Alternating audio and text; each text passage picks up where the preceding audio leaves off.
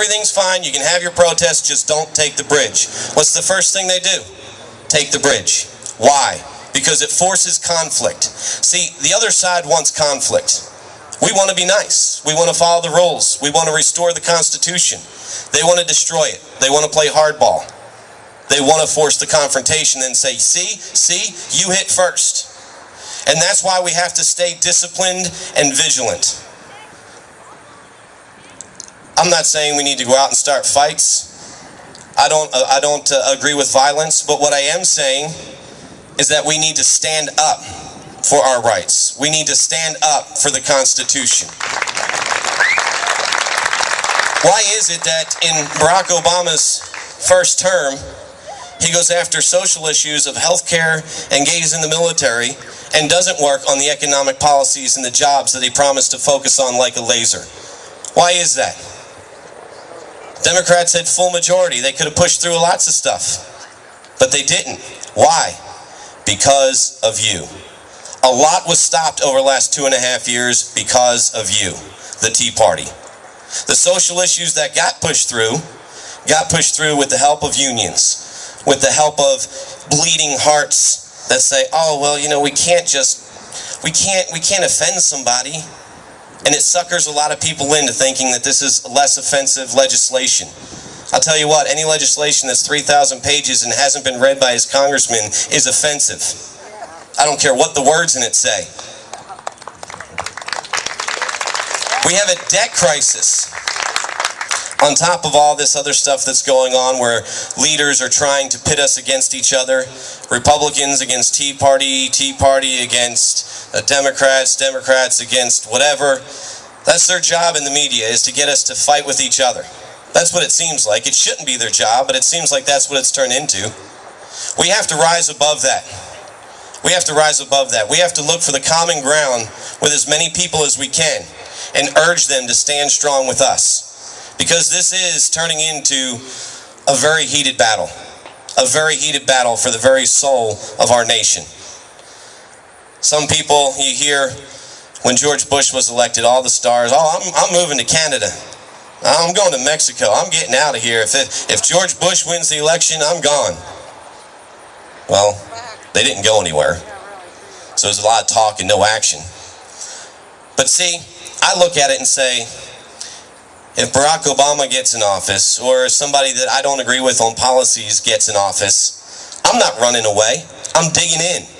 Because this is America. This is our country. We don't run from the fight. We might not start it, but we don't run, and we will finish it.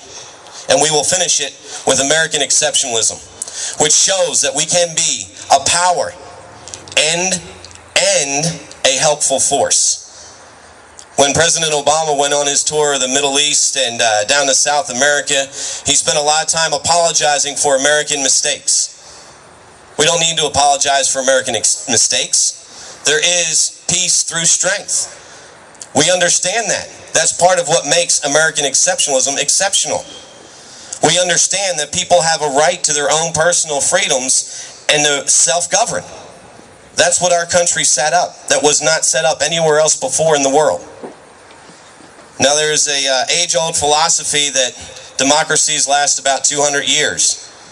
And we're about, 230 in, so it's okay. America, good try. You gave it the old college try, but most democracies don't last anyway, so time to move on. We're not moving on because our democracy was unlike any other. Our Constitution is unlike any other. And our Constitution is provided to citizens of the United States of America. That means that everybody in the world is not afforded U.S. constitutional rights. I'm sorry, but it's just the case. If you're in Afghanistan and you're picking up arms against our nation, you have turned over your constitutional rights. If you come across our borders illegally, you're marching in our streets, you're going into our schools for free, you're using our healthcare system, you're already using us, bleeding us dry. You do not have constitutional rights to any of that. So please, don't stand in the streets of Texas waving a foreign flag, screaming about your rights. Because to you, they don't exist in America until you are an American citizen. Now, having said that, we need to treat people fairly in foreign countries. We need to give them fair and equal opportunities to become American citizens. This nation was founded on the greatness of immigration. But see, there is a difference. My immigrants came over from Ireland. I know many that where I grew up came over from Italy. And we're second and third generations here in the United States. But their grandparents made a decision to come to America and to take a nationalization test, to learn the language, to learn the culture, because this was a better place than what they had. Now, people flee foreign countries and come to America because they get free stuff. Not because it's a better place, not because they believe in American exceptionalism, but because they believe if I can sneak in there, I got it made. Because I know that America has fallen so soft in its government that there are actual political leaders who will comfort me and aid me. That's hard to believe, and it's hard to imagine that that's happening in our country, but it is. Do you realize when we talk about waste in government spending, something as simple as English as the first language of America is $1 billion savings for the United States? Maybe even touching $1 trillion. If you go to Louisville, Kentucky, and go to take a driver's test, it's printed in 15 different languages so that everybody has a fair share to read and understand our laws. And maybe even challenge them because, well, you know, we didn't do this in my country and I don't like doing this, so I'm not going to do that. And you need to change your rules for me. And we go through 4, 5, 6, 7 years in court battles while people try to change America. No. We need to restore America. Printing one set of directions in English, that saves billions of dollars. It's a simple, stupid thing, but it saves us billions of dollars when we can't afford to waste billions of dollars. Also, when people actually become part of the system, when they speak the language, when they take time to understand the culture, they assimilate faster. America is always going to respect heritage. Whether it be Irish or Italian or German or Japanese or Muslim, we will always respect your heritage because it's part of who you are. But as Winston Churchill said, if you're not a liberal in your 20s, you don't have a heart. And if you're not a conservative in your 30s, you don't have a brain. When you grow up and you realize America is a special place to be, you can keep your heritage, but you become a part of American society. We've been on the right track for the last 2 years, but we need to pick up the pace because the pace is being picked up on the other side. I don't want everybody to think this is doom and gloom, but we are reaching a breaking point. We are reaching a watershed moment. And thankfully, so far in the last couple of election cycles, national and local, we've seen local Tea Party groups, we've seen true conservatives win elections and start to make a difference. But this is a long battle. This isn't a 1 election cycle, 2 election cycle, 3 election cycle type of battle. This is long term. And we're going to have to do this, and we're going to have to educate our children the right way, with the right history, so that they can continue the battle. This isn't just about American exceptionalism in America. That's the problem. We're fighting it in the world as well. Our allies have not been strengthened over the last couple of years. They've diminished. When we insult our friends by sending their gifts back to them and by dishonoring their treaties, by allowing the START Treaty to be signed on the same day that Russia invaded Poland, that's more than symbolic. It's a message from America to the world that our leadership right now does not support our allies and does not support its own great nation. Our dear friends in Israel are screaming for our help. We need to put people in power that will stand with our allies and will not let them be diminished, and will not let the aggression continue against them. Folks, It's an honor to be here, and it's an honor to have met so many patriots over the last couple of years. My hope is that we continue this fight for as long as it takes. Now, I talked to somebody in Louisville about their Occupy Louisville. I said, what is the sign? When will you know that you've achieved something, that you're being heard, and then it's time to go away? And his reply was, well, I don't know. We're planning on being here until Derby and beyond. That's okay, but what about beyond that? When is it? When does the time come when you say, I've been heard? And his response is, I hope that never happens. I hope that never happens. Then what's the point? What's the point?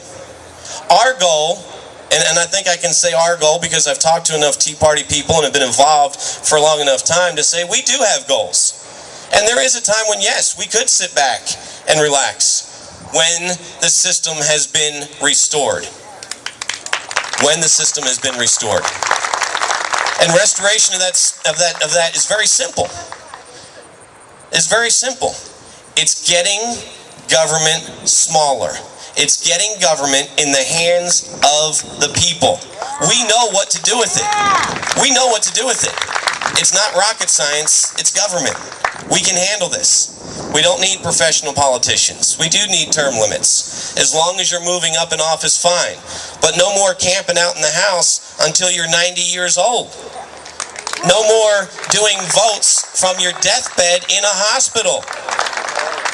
No more does one family control a seat for 60 plus years. When those things change, we will be happy, right? So we know what it takes. And we know what it takes to get there. So all I ask of you today, if you have to travel from Montana, if you have to travel from Louisville, if you have to travel from New York, if you have to travel from Texas, the Dakotas, California, travel. Support their Tea Parties. Support local candidates wherever you can. Stand strong because this is just the beginning. We've made a dent. We've made an impact. We've been noticed. But there's other people trying to diminish that. There are other people trying to co-opt that. There are other people trying to pretend it doesn't exist. Don't let them win that game. We do exist. We will continue to change government with your help and by spreading the word to every neighborhood we have, from every little podium, from every opportunity to call into a radio show, whether it's local, whether it's national. Call, voice your opinion, call your senators, write your senators, call your congressmen, call the White House. Be careful about emailing them because then they save it in this database and you're on this list of enemies or something, I don't know. So I don't email the White House, but call the White House.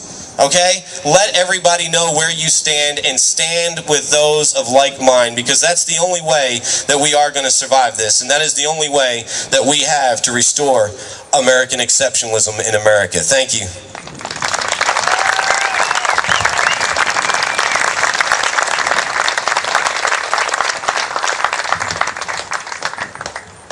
You know, Jim touched on a couple things that drives us crazy as conservatives. He talked about the arrests in New York City, and I guess at the latest count there's been 1,000, with probably 4,000 or 5,000 kids. Glenn Beck has a rally in Washington with 1.5 to 2 million people and 0 arrests. And the media doesn't bat an eye when there's 700, 1,000 arrests in New York City with this leftist group. But they were praying. They were just praying something would happen in Washington, D.C., and nothing happened. And we just kind of shake our heads at the Chris Matthews and the Keith Olbermanns of the world. But I guess that's something we just have to put up with.